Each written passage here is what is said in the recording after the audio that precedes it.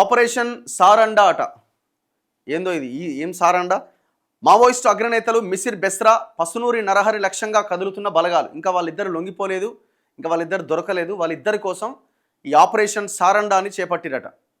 Operation Kagar గడువు ముగుస్తున్న నేపథ్యంలో భద్రతా బలగాలు కొత్త ప్రాంతాల మీద గురిపెట్టినాయట.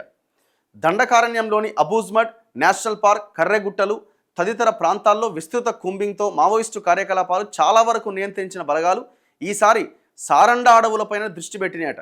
జార్ఖండ్ రాష్ట్రం పశ్చిమ సింగ్ భూమ్, తూర్పు సింగ్ భూమ్, సరాయికెలా రీజియన్ల సరిహద్దులతో పొడవైన సాల్ వృక్షాలకు ప్రసిద్ధి చెందిన ఈ అడవులు సుమారు 850 చదరపు కిలోమీటర్ల విస్తీర్ణంలో ఉన్నాయట.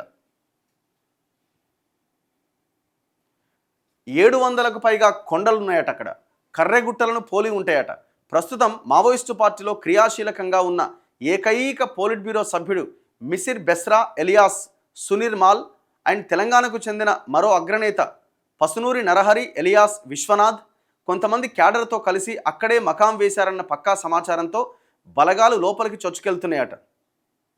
నెల క్రితమే 15 మంది ఎన్కౌంటర్.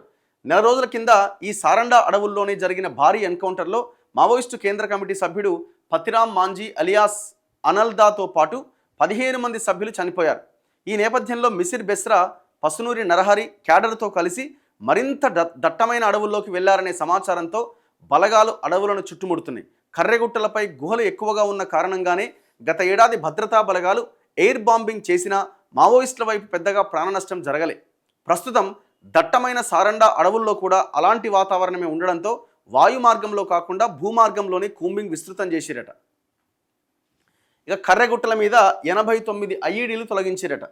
గత ఏడాది ఆపరేషన్ బ్లాక్ ఫారెస్ట్ పేరిట కర్రెగుట్టలపై 3 వారాల పాటు విస్తృత స్థాయిలో దాడులు చేసిన కేంద్ర బలగాలు తాజాగా ఆపరేషన్ KGH2 పేరుతో అక్కడే కూంబింగ్ చేస్తున్నారట. ఇందులో భాగంగా ఒకవైపు మావోయిస్టు క్యాడర్ కోసం గాలిస్తూనే కర్రెగుట్టలపై గతంలో మావోయిస్టులు అమర్చిన మందు పాత్రల వెలికితీతకు ఎక్కువగా ప్రాధాన్యం ఇస్తున్నాయి. ఇప్పటి వరకు 89 ఐఈడీలు తొలగించినారట.